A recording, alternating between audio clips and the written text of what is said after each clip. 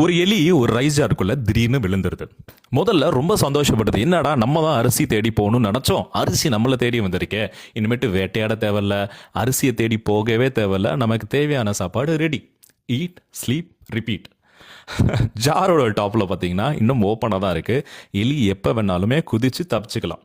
ஆனால் தப்பிக்கல. ஏன் தெரியுமா?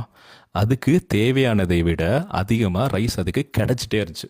அதாவது கம்ஃபர்ட் இருந்துகிட்டே இருந்துச்சு. அது அங்கேயே தங்கிடுச்சு. நாட்கள் போக போக அந்த ஜாரில் இருந்த அரிசி குறைய ஆரம்பிச்சிச்சு. அரிசி குறைய குறைய அந்த எலி இன்னும் கீழே போயிட்டே இருந்துச்சு.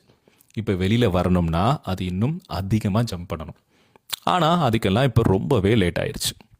ஒரு நாள் அந்த ஜாரில் இருக்க சாப்பாடு முழுசாக முடிஞ்சு போயிடுச்சு. இப்போ அந்த எலிக்கிட்ட சாப்பாடும் இல்லை, வெளியில் வர சக்தியும் இல்லை. அது மேலே தெரிஞ்ச அந்த ஒரு வெளிச்சம் இருக்குல்ல, அதை பார்த்துக்கிட்டே தன்னோட சாவுக்காக வெயிட் பண்ணிட்டு இருந்துச்சு. இங்கே கொஞ்சம் நல்லா கவனிங்க மக்களே. அந்த எலி செத்தது பசினால இல்லை, அது செத்தது காரணம் அதோட கம்ஃபர்ட். இப்போ உங்கள் வாழ்க்கையிலுமே இதே மாதிரி ஒரு கம்ஃபர்ட் ஜோன் ஜார் இருக்கா? சம்பளம் இருக்குது ஆனால் க்ரோத் இல்லை, ரிலேஷன்ஷிப் இருக்குது ஆனால் நிம்மதி இல்லை, ஃப்ரெண்ட்ஷிப்லாம் இருக்குது ஆனால் ஒரு பர்பஸே இல்லை.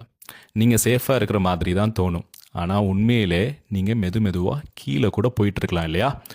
Remember this, comfort zone feels safe until it becomes a trap. So before life forces you, please jump. Late ஆகிறதுக்கு முன்னாடி தயவு செஞ்சு வெளியில் வந்துடுங்க.